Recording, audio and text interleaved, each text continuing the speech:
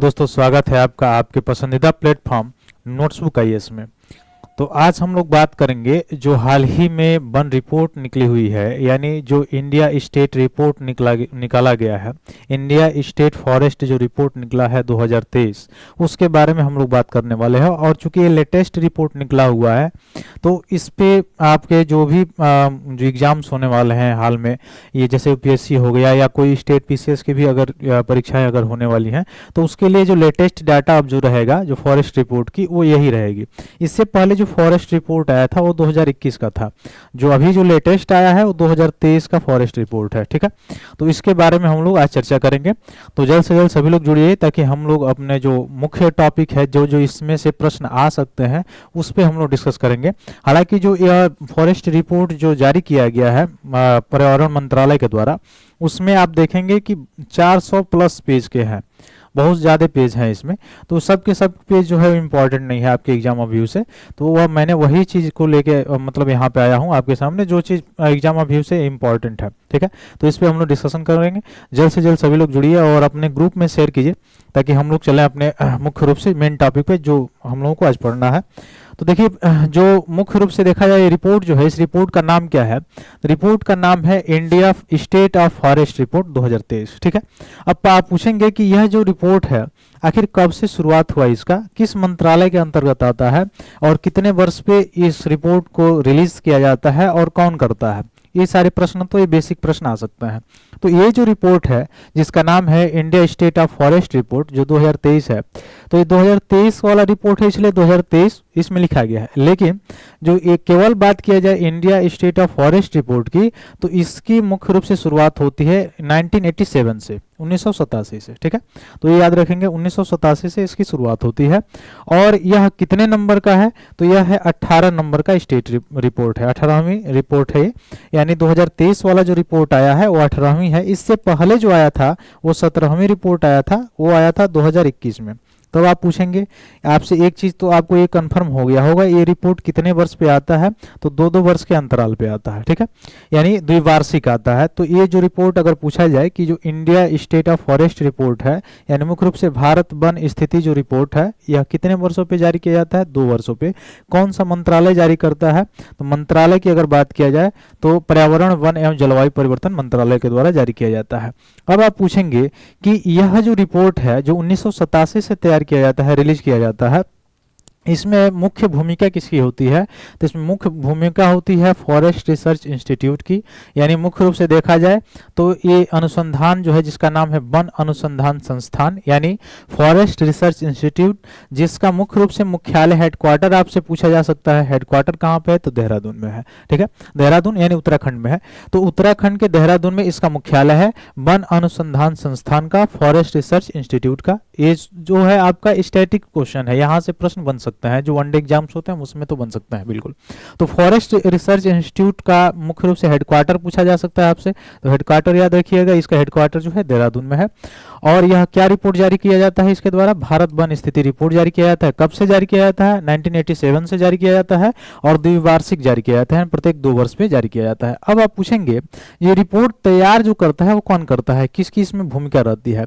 तो भारतीय वन सर्वेक्षण जो होता है, फॉरेस्ट सर्वे ऑफ जो इंडिया है, FSI जो है, इसकी मुख्य भूमिका होती है इसमें, इस रिपोर्ट को तैयार करने में। और रिपोर्ट जो तैयार अब हो रहा है, यानी जो लेटेस्ट जैसे 2021 वाला जो रिपोर्ट तैयार हुआ था या जो 2023 वाला भी जो रिपोर्ट तैयार हुआ है, ये सभी रिपोर्ट किसके द्वारा तैयार किए जा रहे हैं? तो जो FSI है, FSI यानी भारतीय वन जो सर्वेक्षण है, यानी फॉरेस्ट सर्वे ऑफ जो इंडिया है, उसके द्वारा रिमोट सेंसिंग और सैटेलाइट डेटा के माध्यम से, जैसा कि आपको पता ही है ये भारत के जितने क्षेत्रों में वन है, कहाँ पे वन आच्छादित क्षेत्र है, फॉरेस्ट कवर कितना है, ट्रीज कवर कितना है। तो ट्रीज कवर जो सड़कों के किनारे पेड़ हैं या जो आसपास जो बागानों में लगाए जाते हैं उनको तो काउंट किया जा सकता है। लेकिन वन आच्छादित क्षेत्र का मतलब ये होता है कि जैसे मान लीजिए ये पेड़ है, ये पेड़ है, मान लीजिए ये पेड़ है, और इसको अगर ऊपर से देखा जाए तो पूरा का पूरा क्षेत्रफल कितना ढका हुआ है, वह होता है वनाच्छादित क्षेत्र।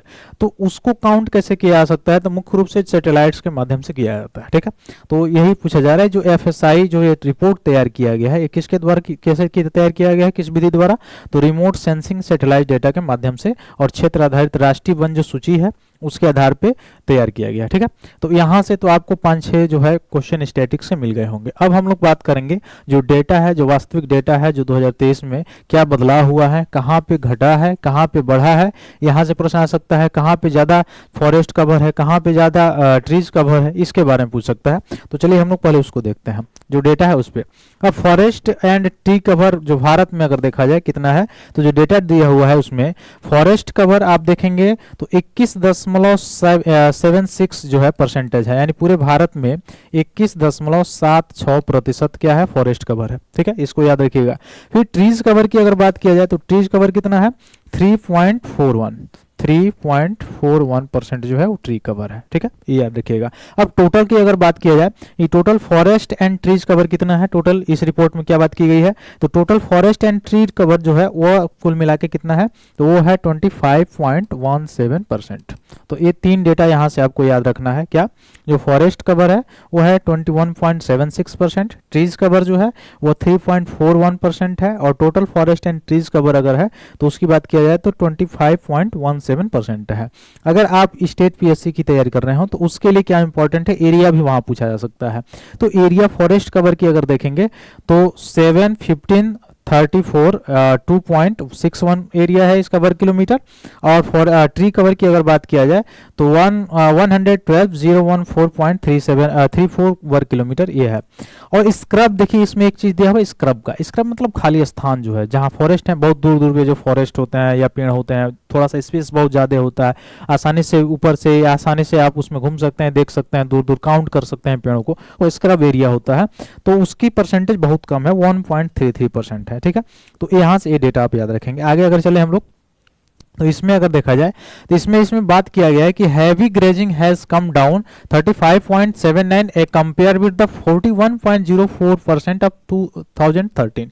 इन 2013 की जो रिपोर्ट में जो ग्रेजिंग एरिया थी, यानी जो चराए जाते थे, पशुओं को जो चराया जाता था, उसमें 41.04% जो है ऐसा एरिया था जहां पे पशुओं को चराया जाता था।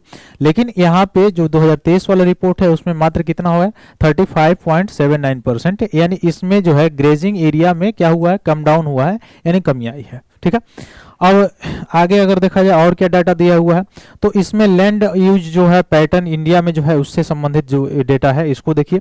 तो इसको अगर देखेंगे हम तो reporting area for land utilization, जहाँ पे लैंड यानी भूमि का यूटिलाइजेशन किया गया है, चाहे वो कृषि रूप में चाहे फॉरेस्ट कवर के रूप में जहाँ यूटिलाइजेशन किया गया है, उसका परसेंटेज है 93.23% में है। अगर फॉरेस्ट की बात किया जाए तो अभी हम लोग देखें 21.9% है।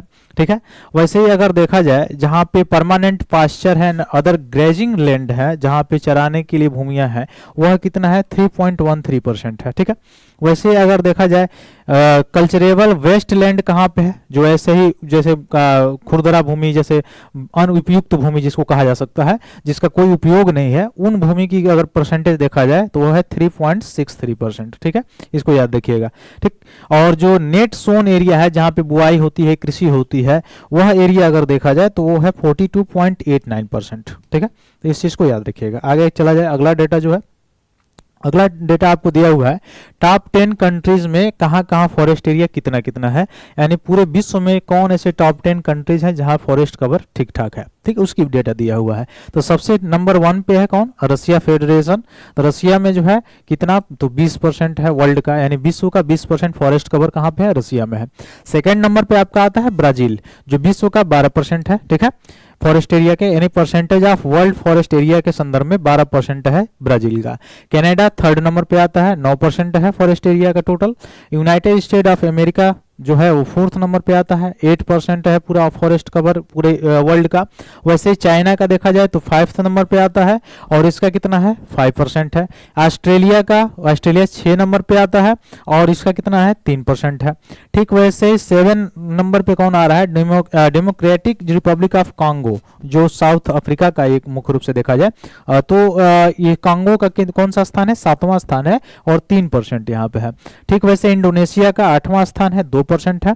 ठीक, पेरू का देखा जाए तो 9वें स्थान पे पेरू है और ये मुख्य रूप से 2% ये भी है। इंडिया का अगर देखा जाए तो इंडिया का परसेंटेज में इंडिया में भी 2% है। तो आप कहेंगे कि यहाँ पर तो तीनों का 2-2 ही परसेंट है, फिर रैंकिंग में क्यों अंतर आ गया है, 8, 9, 10th क्यों हो गया है?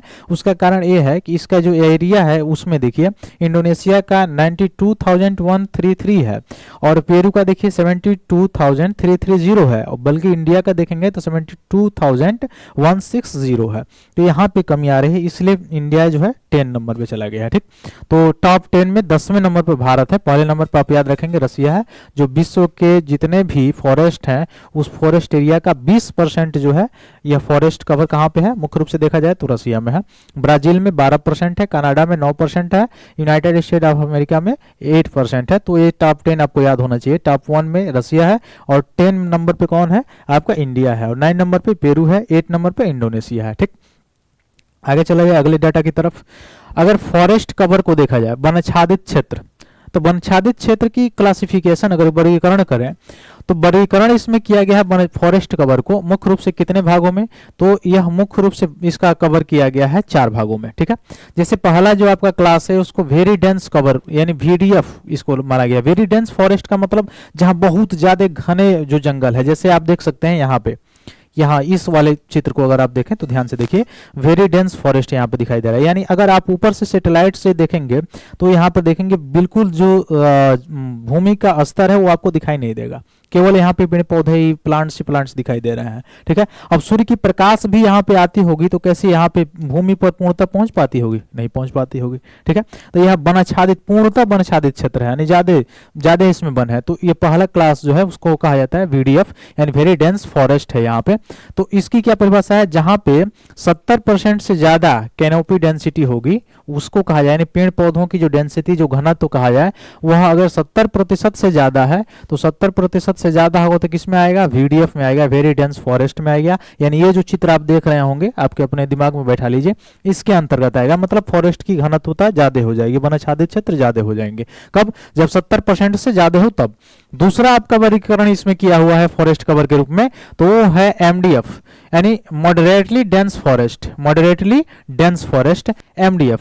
तो इसमें क्या है, इसका क्या क्लासिफिकेशन है, इसका क्लासिफिकेशन है 70% एंड 40% के बीच में हो कैनोपी डेंसिटी। तो कैनोपी इसमें डेंसिटी 70% और 40% के जहां बीच में हो पेड़ पौधों की, उसको किस में रखा जाएगा, MDF मॉडरेटली डेंस फॉरेस्ट में रखा जाएगा। जैसे ये सेकेंड नंबर जो फिगर आप देख रहे होंगे इसमें देखिए ये वाला जो फिगर है वेरी डेंस फॉरेस्ट में, इनमें बिल्कुल ही आपको जो जमीन है जो स्तर है भूमि का वो नहीं दिखाई दे रहा होगा, लेकिन इसमें आप देखेंगे तो इसमें थोड़ा थोड़ा आपको स्तर कहीं कहीं बीच बीच में भूमि का दिखाई दे रहा है।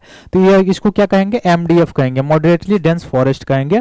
यानी इसमें जो मुख्य रूप से इसका क्राइटेरिया क्या है, 40% से ज्यादा होना चाहिए या 40% के बराबर होना चाहिए और 70% से कम होना चाहिए, 70% से कम होना चाहिए। और वेरी डेंस में क्या था, 70% से बराबर या तो 70% से ज्यादा होना चाहिए, तो वेरी डेंस फॉरेस्ट के अंतर्गत वो आ जाएगा। ठीक है, वैसे तीसरा जो वर्गीकरण इसका है वो है ओपन फॉरेस्ट। ओपन फॉरेस्ट क्या है, तो उसका वर्ग क्लासिफिकेशन है 10% से ज्यादा या बराबर और 40% से कम होना चाहिए। तब देखिए ओपन फॉरेस्ट क्या है, आपको दिखाता हूं मैं, ये है ओपन फॉरेस्ट। देखिए यहाँ पे जो आप प्लांट्स देख रहे हैं, जो पेड़ पौधों को देख रहे हैं, कितना इसमें गैपिंग है, ज्यादा गैपिंग है। तो इसका क्राइटेरिया क्या है कि 10% से ज्यादा या बराबर होना चाहिए, लेकिन 40% से क्या होना चाहिए, कम होना चाहिए। तो उसको क्या बोला जाएगा, ओपन फॉरेस्ट कवर कहा जाएगा। और चौथे नंबर का जो था वो क्या है, वह है स्क्रब। स्क्रब माने बिल्कुल खाली स्थान है। तो स्क्रब में क्या है, जहां 10% से भी कम कैनोपी डेंसिटी हो उसको कहा जाएगा स्क्रब। ठीक है, कहां 10% से भी कम हो। तो जैसे आपको देख सकते हैं ये वाला जो क्षेत्र है ये क्या है, स्क्रब है, बिल्कुल ज्यादा आपको भूमि ही दिखाई देगा, पेड़ पौधे कहीं कहीं दिखाई देंगे। ठीक है, तो ये कौन सा हो जाएगा, स्क्रब वाला क्षेत्र हो जाएगा। समझ गए होंगे आप। तो इसको आप याद रखिएगा, कहां 70% से ज्यादा बराबर हो तो VDF होगा, वेरी डेंस फॉरेस्ट हो जाएगा। और 40% से ज्यादा या बराबर और 70% से कम हो तो MDF में चला जाएगा, यानी मॉडरेटली डेंस फॉरेस्ट के रूप में चला जाएगा। वैसे ही 10% से ज्यादा या बराबर हो लेकिन 40% से कम हो तो ओपन फॉरेस्ट उसको बोला जाएगा। और अगर 10% से कम हो कैनोपी डेंसिटी तो उसको स्क्रब बोला जाएगा। ठीक है, और नॉन फॉरेस्ट नॉन फॉरेस्ट जहां बिल्कुल ही कम हो, बिल्कुल ही पेड़ पौधे ना हो, यानी land that do not fall in any of the above classes, जो इन चारों के चारों वर्गीकरण में बिल्कुल ही ना आता हो, उसको नॉन फॉरेस्ट कहा जाएगा। ठीक है, it includes area such as the cropland, यानी जहां पे फसलों की बुआई होती हो, या सेटलमेंट्स, वाटर बॉडीज हो, ग्रासलैंड्स हो, स्नो क्लैड्स हो, एरियाज हो, डिजर्ट्स हो, इसको क्या बोला जाएगा? नॉन फॉरेस्ट बोला जाएगा। ठीक है, तो इस चीज को भी याद रखिएगा। ठीक, आगे चलिए। अगर एफसी मुख्य रूप से देखा जाए तो इन साइड आरएफएफ पैचेस 1 हेक्टेयर एरिया से ज़्यादा है तो उसको फैक्टर कास्ट कहा जाएगा, यानी आउटसाइड आरएफएफ जो पैचेज है वह 1 हेक्टेयर से ज़्यादा अगर हो तो। अब देखिए अगला हम लोगों का है ट्री कवर। ट्री कवर क्या है? 1 हेक्टेयर एरिया से अगर ज़्यादा है वहाँ पे पेड़ तो उसको कहा जाएगा ट्री कवर। क्या कहा जाएगा? Tree cover. ठीक है, तो इस चीज़ को याद रखिएगा। आगे चलिए, तो यहाँ पे देखिए non forest area with in RF है और ये है forest cover with in RFA. तो फॉरेस्ट कवर किसे कहा जाएगा? जहां 1 हेक्टेयर से ज्यादा आरएफए हो या उसके बराबर हो उसको कहा जाएगा क्या? मुख्य रूप से फॉरेस्ट कवर कहा जाएगा। ठीक है, ठीक है। वैसे ही अगर चला जाए non forest area with in RFA अगर हो तो ये वाला क्षेत्र है जहाँ पे बिल्कुल पेड़ पौधे नहीं है। और यहाँ पे क्या है? आरएफए का मतलब फुल फॉर्म क्या होता है? तो देख लीजिए, रिकॉर्डेड फॉरेस्ट एरिया। ठीक है, तो जहाँ पे 1 हेक्टेयर से ज्यादा रिकॉर्डेड फॉरेस्ट जो एरिया है वो हो तो वो हो जाएगा forest cover.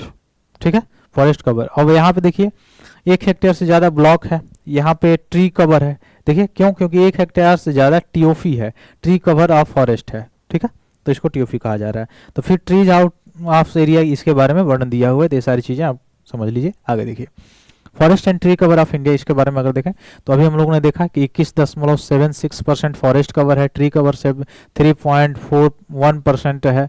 Total forest and tree cover की बात किया जाए तो 25.17% है। ठीक है, ये सभी हम लोग देखे ही। अब थोड़ा सा एरिया वाइज हम लोग देख लेते हैं जो कि बहुत ही इंपॉर्टेंट है आपके एग्जाम ऑफ व्यू से। एरिया वाइज टॉप 3 स्टेट वो कौन है जहां लार्जेस्ट फॉरेस्ट कवर है? ठीक है, यहाँ सबसे ज्यादा फॉरेस्ट कवर है, सबसे ज्यादा वनाच्छादित क्षेत्र कहाँ कहाँ पे है, किन किन भारत के राज्यों में है? तो वो आपका है नंबर 1 पे है मध्य प्रदेश, सेकंड पे है अरुणाचल प्रदेश, थर्ड पे है छत्तीसगढ़। ठीक है, तो टॉप 3 में कौन है? मध्य प्रदेश सबसे ज्यादा वनाच्छादित क्षेत्र, पूछा जाएगा सबसे ज्यादा वनाच्छादित क्षेत्र वाला राज्य कौन है? तो मध्य प्रदेश है। दूसरे नंबर पे अरुणाचल प्रदेश है, तीसरे नंबर पे छत्तीसगढ़ है, ये याद रख लीजिएगा। उसके बाद अगर कहा जाए कि टॉप वाइज मतलब एरिया वाइज टॉप 3 स्टेट अगर क्षेत्रफल के हिसाब से देखा जाए तो उसमें देखा जाए कि largest forest and tree cover, यानी लार्जेस्ट फॉरेस्ट और ट्री कवर दोनों को मिलाकर अगर देखा जाए तो सब टॉप 3 में कौन है? तो अभी मध्य प्रदेश फर्स्ट पे आएगा, सेकंड नंबर पे अरुणाचल प्रदेश आ जाएगा और थर्ड नंबर पे छत्तीसगढ़ के जगह पे क्या आ जाएगा? महाराष्ट्र आ जाएगा। तो इस डेटा को याद रखिएगा, यहाँ से प्रश्न बिल्कुल बनेंगे आपके परीक्षा में। ठीक है, क्या अगर केवल फॉरेस्ट कवर एरिया वाइज कहा जाए तो मध्य प्रदेश नंबर 1 पे है, सेकंड पे अरुणाचल प्रदेश है, थर्ड पे छत्तीसगढ़ है। अगर फॉरेस्ट एंड ट्री कवर दोनों को संयुक्त रूप से कहा जाए कि टॉप 3 में कौन है तो फर्स्ट पे मध्य प्रदेश ही होगा, सेकंड में अरुणाचल प्रदेश ही होगा और थर्ड में देखा जाए तो छत्तीसगढ़ की जगह पे अब क्या हो जाएगा? यहाँ पे महाराष्ट्र हो जाएगा। तो इसको याद रखिएगा। आगे देखिए, the maximum trees cover has been founded in the state, यानी कौन ऐसा स्टेट है, कौन ऐसा 3 राज्य है जहां पे ट्री कवर ज्यादा है? ट्री कवर जहां पे ज्यादा है तो वो है पहले नंबर पे महाराष्ट्र, सेकंड नंबर पे राजस्थान, थर्ड नंबर पे उत्तर प्रदेश। इस चीज को भी आप याद रखिएगा। कौन कौन? फर्स्ट नंबर पे महाराष्ट्र है, सेकंड नंबर पे राजस्थान है, थर्ड नंबर पे उत्तर प्रदेश है। मैक्सिमम ट्री कवर तो ये याद रखिएगा, maximum forest cover Madhya Pradesh, Arunachal Pradesh, Chhattisgarh. Tree cover maximum पूछेगा तो महाराष्ट्र, राजस्थान, उत्तर प्रदेश। अगर ट्री एंड फॉरेस्ट दोनों के बारे में पूछ दे तो मध्य प्रदेश, उसके बाद से अरुणाचल प्रदेश और उसके बाद से क्या हो जाएगा? महाराष्ट्र हो जाएगा। ठीक है, आगे अगर देखा जाए in terms of percentage of geographical area Chandigarh has maximum tree cover 18.58%, follow by Delhi 1.87% and Kerala 7.48%। अगर देखा जाए परसेंटेज जियोग्राफी एरिया यानी भौगोलिक क्षेत्र के आधार पर अगर देखा जाए कहाँ पे मैक्सिमम ट्री कवर है भौगोलिक क्षेत्र के आधार पे, तो भौगोलिक क्षेत्र पे सबसे ज्यादा अगर देखा जाएगा तो चंडीगढ़ में ज्यादा है 18 यानी परसेंटेज के आधार पर देखा जाए। देखिए अगर एरिया के आधार पर देखा जाए तो भी मैंने डेटा दिया वो है, प्रतिशत के आधार पर अगर देखा जाए तो सबसे ज्यादा कहाँ पे है? चंडीगढ़ में, सेकंड नंबर पे दिल्ली और थर्ड नंबर पे केरला। ठीक, आगे चलिए। अब देखिए यहाँ पे आपको एक डेटा दिया हुआ है नॉन फॉरेस्ट क्षेत्र कितना है 73.50। तो इसमें डिजर्ट वगैरह या आपके कृषि क्षेत्र वगैरह ग्रासलैंड ये सब मिला के 73.50% है। फॉरेस्ट कवर आप देखिए कितना परसेंट है भारत में, तो 21.76%। देखिए ये डेटा में क्या दिया हुआ है 21.76%। ठीक, ट्री कवर अगर देखा जाए तो 3.41% है। कितना है 3.41% है। स्क्रब एरिया देखा जाए बहुत ही कम जो पेड़ होते हैं वह 1.33% है, ये दिया हुआ है। अब देखिए, अब हम लोग देखेंगे जो यहाँ से आपका एग्जाम में पूछा जा सकता है प्रश्न कि वह टॉप 3 कौन से स्टेट हैं जहां मैक्सिमम इंक्रीज हुआ है फॉरेस्ट कवर में। यानी फॉरेस्ट कवर में देखिए वो जो हम लोग पढ़ रहे थे, ये हम लोग पढ़े थे कि जिन जिन राज्यों में फॉरेस्ट कवर ज्यादा है, मतलब ज्यादा है मतलब उनकी संख्या ज्यादा है, लेकिन अब हम लोग पढ़ रहे हैं कि पहले की अपेक्षा कहाँ पे बढ़ोतरी ज्यादा हुई है वो पढ़ रहे हैं। तो क्षेत्रफल के हिसाब से कहाँ पे बढ़ोतरी ज्यादा हुई है किसमें, फॉरेस्ट कवर के मामले में। तो मिजोरम फर्स्ट नंबर पे, सेकंड नंबर पे गुजरात, थर्ड नंबर पे उड़ीसा, यहाँ पे बढ़ोतरी दर्ज की गई है। कहाँ पे, मिजोरम, गुजरात और उड़ीसा, किस मामले में, फॉरेस्ट कवर के मामले में। ठीक, वैसे ही ट्री कवर के मामले में अगर देखा जाए कहाँ कहाँ बढ़ोतरी मैक्सिमम इंक्रीज हुआ है, महाराष्ट्र एक नंबर, सेकंड नंबर पे राजस्थान, थर्ड नंबर पे आपको देखा जाएगा तो उत्तर प्रदेश देखने को मिलेगा। तो फर्स्ट नंबर पे महाराष्ट्र, सेकंड पे आपका राजस्थान है और थर्ड पे है क्या, उत्तर प्रदेश। ठीक, वैसे अगर परसेंटेज के मामले में देखा जाए, जो पूरा भौगोलिक क्षेत्र है उसके आधार पर अगर परसेंटेज के आधार पर देखा जाए तो चंडीगढ़ को हम लोगों ने देखा किसमें मुख्य रूप था 18.58%, उसके बाद से दिल्ली और थर्ड नंबर पे केरला था। ठीक है, अब आगे देखिए top 4 state showing maximum increase the forest and trees cover. अब दोनों को मिलाकर देखा जाए कौन ऐसे टॉप 4 राज्य हैं, स्टेट हैं जहां पे फॉरेस्ट एंड ट्रीज दोनों कवर बढ़े हैं, इंक्रीज हुए हैं, पहले की अपेक्षा बढ़े हैं, ये बात पूछा जा रहा है। ये नहीं कहा जा रहा है कि कौन कहाँ पे ज्यादा है, नहीं, कहाँ पे पहले की अपेक्षा बढ़े हैं इसकी बात की जा रही है। तो वो है नंबर 1 पे आपका छत्तीसगढ़, सेकंड नंबर पे आपका है उत्तर प्रदेश, थर्ड नंबर पे है उड़ीसा और फोर्थ नंबर पे है राजस्थान। यानी टॉप 4 में ये है जहां पे मुख्य रूप से देखा जाए फॉरेस्ट एंड ट्री कवर क्या है, बढ़ा है, इंक्रीज हुआ है। तो टॉप 1 पे छत्तीसगढ़ है, सेकंड नंबर पे उत्तर प्रदेश है, थर्ड नंबर पे उड़ीसा है और फोर्थ नंबर पे राजस्थान है। वही अगर पूछ लिया जाए कि फॉरेस्ट कवर में सबसे नंबर 1 पे कौन है, तो वही है कौन, मध्य प्रदेश है। वैसे फॉरेस्ट एंड ट्री कवर में देखा जाए अभी हम लोगों ने पढ़ा तो कौन है, वही मध्य प्रदेश ही है। लेकिन अगर ट्री कवर में हम लोग देखें तो ट्री कवर में अगर देखा जाए कौन मुख्य रूप से है तो वो है आपका महाराष्ट्र नंबर 1 पे, सेकंड पे राजस्थान है, थर्ड पे उत्तर प्रदेश है। ठीक, और बढ़ोतरी में अगर देखा जाए इंक्रीजिंग में तो टॉप 3 में सबसे ज्यादा फॉरेस्ट कवर बढ़ा हुआ है मिजोरम, गुजरात, उड़ीसा में। ट्री कवर सबसे ज्यादा बढ़ा हुआ है महाराष्ट्र, राजस्थान, उत्तर प्रदेश में। और दोनों अगर मिलाकर देखा जाए फॉरेस्ट एंड ट्री कवर तो छत्तीसगढ़, उत्तर प्रदेश, उड़ीसा और राजस्थान इसमें बढ़ा हुआ देखने को मिलता है। ठीक है, अब देखिए इसमें फॉरेस्ट कवर जो है अगर देखा जाए तो उसके अंतर्गत जो नीले रंग का जो है आपको दिखाई दे रहा है फॉरेस्ट कवर, इसमें देखिए मध्य प्रदेश सबसे ज्यादा है। ठीक है, सेकंड नंबर पे आप देख रहे होंगे अरुणाचल प्रदेश दिखाई दे रहा होगा आपको। ठीक है, अगर थर्ड नंबर पे आप देख रहे होंगे तो छत्तीसगढ़ दिखाई दे रहा है। ठीक है, फॉरेस्ट कवर में देख रहे होंगे। और इसमें देखा जाए फॉरेस्ट कवर आउट जो ट्री कवर है, ट्री कवर जो पीले रंग की है, इसमें अगर देखा जाए तो ट्री कवर सबसे ज्यादा कहाँ पे है, देखिए कहाँ पे है, महाराष्ट्र में है, सबसे ज्यादा महाराष्ट्र में। ठीक, तो इस चीज को याद रखिएगा।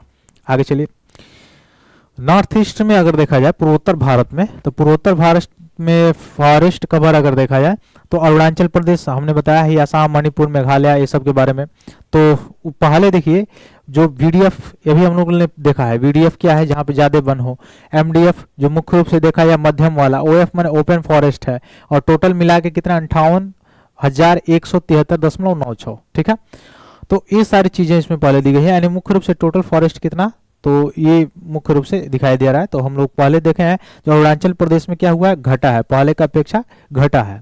ठीक है, यानी बढ़ोतरी नहीं बल्कि वो यहाँ पे कम हुआ है, तो इंक्रीज नहीं हुआ है बल्कि घटा है। कहाँ पे, अरुणाचल प्रदेश में। पूर्वोत्तर भारत में देखा जाएगा तो अरुणाचल प्रदेश में घटा हुआ दिखाई दे रहा है। फिर आपको असम में भी घटा हुआ दिखाई दे रहा है। फिर आपको मुख्य रूप से मणिपुर में भी दिखाई दे रहा है, मेघालय में भी, और बढ़ा हुआ दिखाई कहाँ पे दे रहा है, तो आपको मिजोरम में बढ़ा हुआ दिखाई दे रहा है। ठीक है, फिर घटा हुआ दिखाई दे रहा है कहाँ पे, तो नागालैंड में। फिर बढ़ा हुआ कहाँ दिखाई दे रहा है, सिक्किम में। और फिर से घटा हुआ त्रिपुरा में। तो 2 जगह पे बढ़ा हुआ दिखाई दे रहा है। आप देख रहे हैं एक है मिजोरम आपका मुख्य रूप से मिजोरम, और दूसरा जो है आपका बढ़ा हुआ दिखाई दे रहा है वो सिक्किम है। तो एक है मिजोरम और एक है सिक्किम जहां पे बढ़ा हुआ है पूर्वोत्तर भारत में पहले की अपेक्षा वन। और मुख्य रूप से देखा जाए अरुणाचल प्रदेश, असम, मणिपुर, मेघालय, नागालैंड, त्रिपुरा, यहाँ पे घटा हुआ है। इसमें भी अगर देखा जाए कि सबसे ज्यादा घटा कहाँ पे है, तो वो मुख्य रूप से घटा है कहाँ पे, नागालैंड में। ठीक, इस चीज को याद रखिएगा। अब मैंग्रोव्स की अगर बात कर लें, मैंग्रोव्स की संख्या अगर देखिए तो ईस्टर्न और साउथ अफ्रीका में अगर देखा जाए मैंग्रोव्स की संख्या, तो मुख्य रूप से कहाँ पे वो डेटा दिखाता है कि अब जाके इसमें थोड़ा स्टेबिलिटी आई है, माने बढ़ा हुआ है, 2.2 पर पहुंचा हुआ है। वैसे नॉर्थन अमेरिका में भी क्या हुआ अगर देखा जाए अफ्रीका में, तो घटा हुआ है वहाँ पे। फिर वेस्टर्न और सेंट्रल अफ्रीका में क्या हुआ है, घटा हुआ है। तो यहाँ पे मैंग्रोव में जो है कहीं ना कहीं कमी दिखाई दे रही है। ठीक है, तो मैंग्रोव में कमी दिखाई दे रही है। फिर एशिया में भी दिखा रहा है, यहाँ पर भी घटता हुआ दिखाई दे रहा है। ठीक, तो मैंग्रोव कवर अगर देखा जाए 2023 में, तो इसमें अगर देखा जाए तो आंध्र प्रदेश 8.44% है, पुदुचेरी 0.08% है। ठीक है, दमन दीव में देखा जाए तो 0.08% है, गोवा में 0.63% है। वैसे गुजरात में 23.32% है। वेस्ट बंगाल में देखा जाए 42.45% है। कर्नाटका में 0.28% है। केरला में 0.19% है। महाराष्ट्र में 6.31 जो है प्रतिशत है। उड़ीसा में देखा जाए 5.19% है। ठीक है, तो और अंडमान निकोबार में देखा जाए तो 12.19% आपको मैंग्रोव कवर देखने को मिल जाएंगे। तो इसमें देखा जाए कि सबसे ज्यादा मैंग्रोव कवर कहाँ आपको देखने को मिल रहे हैं, तो मैंग्रोव जो वन है जो तटीय, यहाँ पे मुख्य रूप से देखा जाए जो तटों पे पाए जाते हैं, तो सबसे ज्यादा मैंग्रोव वन जो है वो वेस्ट बंगाल में है, पश्चिम बंगाल में है। सबसे कम अगर देखा जाए तो सबसे कम कहाँ पे है, तो सबसे कम अब आप देख सकते हैं दमन दीव में है, पुदुचेरी में है, ये सबसे कम है। ठीक, और गुजरात में तो फर्स्ट नंबर पे सबसे ज्यादा मैंग्रोव कहाँ पे है, पश्चिम बंगाल में। सेकंड नंबर पे अगर बात किया जाए तो कहाँ पे है, गुजरात में है। ठीक है, सेकंड नंबर पे गुजरात में है। ठीक, इस चीज को याद रखिएगा। आगे चलिए, तो ये मैंग्रोव जो है मैंग्रोव कवर है, मुख्य रूप से ये आप लोगों ने देखा ही मैंग्रोव कवर। गुजरात में क्या हुआ है, मैंग्रोव कवर घटा हुआ है, माइनस में देखिए, माइनस में दिया हुआ है। तो ये भी पूछ सकता है कहाँ पे मैंग्रोव जो है घटा हुआ है, तो गुजरात में घटा हुआ है पहले की अपेक्षा। ठीक है, और देखिए कहाँ पे घटा हुआ है, अंडमान निकोबार में भी घटा हुआ है। ठीक, मुख्य रूप से। और बढ़ोतरी की अगर बात किया जाए तो सबसे ज्यादा बढ़ा हुआ कहाँ पे दिखाई दे रहा है आपको, तो सबसे ज्यादा बढ़ा हुआ इसमें आपको दिखाई देगा यह आंध्र प्रदेश में 13.01। ठीक, आगे देखिए, तो फॉरेस्ट कवर ये हमने देखा ही, आप पहले ही देखा। फिर एरिया वाइज अगर देखा जाए टॉप 3 स्टेट जहाँ पे largest forest and tree cover है, तो ये भी हम लोग देखे, मध्य प्रदेश, अरुणाचल प्रदेश, महाराष्ट्र। ठीक, फिर टॉप 3 मैक्सिमम इंक्रीज जहाँ पे हुआ ये भी हम लोगों ने देखा। ठीक, मैक्सिमम ट्री कवर ये हम लोग देख ही चुके हैं। आगे चलिए, और मेजर लॉस फॉरेस्ट कवर इसको थोड़ा सा देख लीजिए। जहाँ पे जो जंगल है वो नष्ट हुए हैं, कहाँ पे हुए हैं, मध्य प्रदेश में सबसे ज्यादा हुआ है, उसके बाद से आंध्र प्रदेश में, उसके बाद से तेलंगाना, उसके बाद से त्रिपुरा, उसके बाद से अरुणाचल प्रदेश, सबसे ज्यादा लॉस्ट हुए हैं, खत्म हुए वन तो यहाँ पे हुए हैं। ठीक है, अगर परसेंटेज में देखा जाए सबसे ज्यादा जो है टोटल जियोग्राफिकल एरिया के संदर्भ में देखा जाए परसेंटेज में, जहां फॉरेस्ट कवर क्या हुआ है, बढ़े हुए हैं, तो लक्षद्वीप में देखा जाए 91.33% हाईएस्ट फॉरेस्ट कवर है। मिजोरम में सेकेंड नंबर पे है, और अंडमान निकोबार समूह में देखा जाए तो 81.62% है। ठीक, मैक्सिमम डिक्रीज अगर देखा जाए फॉरेस्ट एंड ट्री कवर, तो कहाँ पे किस किन राज्यों में हुआ है, तो मध्य प्रदेश, कर्नाटक, लद्दाख और नागालैंड। क्या है, फॉरेस्ट और ट्री कवर दोनों कहाँ पे कम हुआ है, तो मध्य प्रदेश, कर्नाटक, लद्दाख और नागालैंड में। और केवल फॉरेस्ट कवर की बात किया जाए तो मध्य प्रदेश, आंध्र प्रदेश, तेलंगाना, त्रिपुरा और अरुणाचल प्रदेश में कमी यहाँ पर दिखाई देती है आपको। ठीक, आगे देखिए, आगे देखिए टॉप 10 कंट्रीज जहाँ पे फॉरेस्ट एरिया है, ये हम लोग ने देखा ही अभी, टॉप 10 में इंडिया था। ठीक, ये हमने देखा ही पहले ही। आगे चलिए, अगला क्या है data, among the state the highest growing stock in agroforestry in the observing the Maharashtra. Agroforestry में अगर देखा जाए तो सबसे ज्यादा एग्रोफॉरेस्ट्री कहाँ पे है, महाराष्ट्र में। सेकेंड नंबर पे कर्नाटका है, थर्ड नंबर पे उड़ीसा और फोर्थ नंबर पे राजस्थान है। ठीक है, यूटीज में अगर देखा जाए केंद्र शासित प्रदेशों में, तो highest growing stock observe in the Jammu Kashmir में है, उसके बाद से अंडमान निकोबार द्वीप समूह में, उसके बाद से दादर नगर हवेली और दीव में है। ठीक, वैसे अरुणाचल प्रदेश में देखा जाए तो सबसे ज्यादा अगर कार्बन स्टॉक की बात की जाए, अच्छा कार्बन स्टॉक समझ रहे होंगे ना, कितना कार्बन जो उत्सर्जित हो रहा है उसको सिंक, यानी कार्बन सिंक एक तरह से कह सकते हैं, यानी कार्बन को वह मुख्य रूप से ऑब्जर्व करने की क्षमता होती है, उसको कहा जाता है कार्बन स्टॉक। तो Arunachal Pradesh has maximum carbon stock of the 1021 metre follow by the Madhya Pradesh, यानी सबसे ज्यादा कार्बन स्टॉक कहां पे, अरुणाचल प्रदेश। सेकंड नंबर पे आप देखेंगे तो मध्य प्रदेश, थर्ड नंबर पे छत्तीसगढ़, फोर्थ नंबर पे महाराष्ट्र है। तो सबसे ज्यादा कार्बन स्टॉक कहाँ पे, अरुणाचल प्रदेश में है। सेकंड नंबर में आप देखेंगे तो मध्य प्रदेश, थर्ड नंबर पे भी देखेंगे तो छत्तीसगढ़, और फोर्थ नंबर पे क्या है, महाराष्ट्र है। ठीक, आगे चलिए। तो ये था फॉरेस्ट कवर, जो आपके एग्जाम्स के लिए, जो आपके आने वाली जितनी भी परीक्षा है जो इस वर्ष होने वाली हैं, उसमें कहीं ना कहीं आपको यहाँ से प्रश्न देखने को मिल ही जाएगा। ऐसा इसलिए कि लेटेस्ट डाटा है। अभी आप लोग जो, चूंकि जहाँ भी इकोलॉजी पूछा जाता है तो उसमें कहीं ना कहीं इकोलॉजी के प्रश्न में डेटा आ ही जाता है। तो अभी तक 2021 का डेटा आप लोग तैयार करके जा रहे थे, उस डेटा को जो भी पुरानी बुक होगी जिसको आप पढ़ रहे होंगे, या तो वहाँ पे आप इस चीज़ को मेंशन कर लेंगे, या तो इसको कहीं पे लिख के नोट्स के रूप में अपने पास रख लेंगे। ऐसा इसलिए क्योंकि अब आप उसको पढ़ेंगे तो कोई मतलब उससे फायदा इसलिए नहीं होने वाला है। उसका कारण यह है कि अब आपको नया डेटा तैयार करके याद करके रखना पड़ेगा, क्योंकि यहाँ से जो प्रश्न आएगा इस डेटा के अनुसार अगर आप आंसर देंगे तो आपका आंसर सही होगा। ठीक है, तो ये सारी चीज़ें राज्यों के बारे में, यूटीज के बारे में, कहाँ बढ़ा है, कहाँ घटा है, कहाँ फॉरेस्ट कवर है, कहाँ ट्रीज कवर है, कहाँ इंक्रीजिंग हुआ है, कहाँ सबसे ज़्यादा है, कहाँ सबसे कम है, ये सारी चीज़ें याद रखिएगा। और कब से इसको पब्लिश किया जाता है, कि कौन करता है, कि कौन इसमें सर्वे करता है, ये सारी चीज़ें आपके लिए इंपॉर्टेंट है, आपके एग्जाम ऑफ व्यू के लिए इंपॉर्टेंट है। तो आशा करते हैं सारी चीज़ें आपको अच्छी तरह से समझ में आ गई होंगी। फिर मिलते हैं अपने अगले क्लास में, तब तक के लिए बहुत बहुत धन्यवाद दोस्तों। जय हिंद।